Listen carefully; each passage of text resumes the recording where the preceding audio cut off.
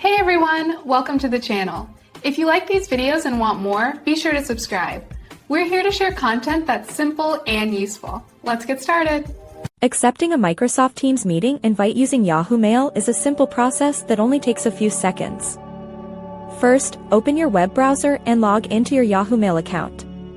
Look through your inbox for an email from the meeting organizer.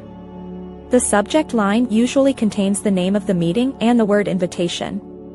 Click on the email to open it. Inside the message, you will see a summary of the event details. This includes the date, time, and time zone for the meeting. Below these details, you will find three main buttons labeled Yes, Maybe, and No. To confirm your attendance, click the Yes button. Once you click this, a response is automatically sent back to the organizer.